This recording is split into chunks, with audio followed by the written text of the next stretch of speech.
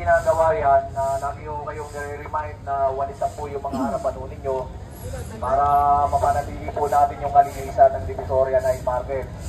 Pinagmamalaki po ni Yorme na tuwing umaga, nagkakaroon po tayo ng flashing. Araw-araw na po yan.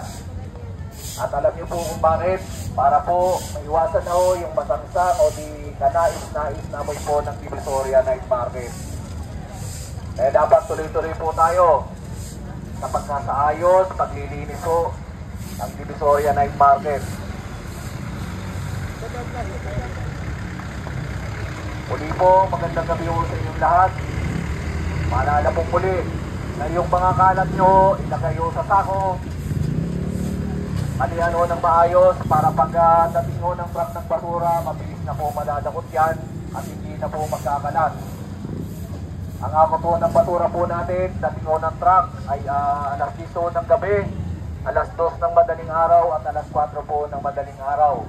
At pagpatak naman ho ng mga alas 5, alas 6 po, start na rin po ang flashing natin para ma-maintain po natin yung kalinisan ng Divisoria Night Market. Muli po, maraming salamat po sa inyong lahat.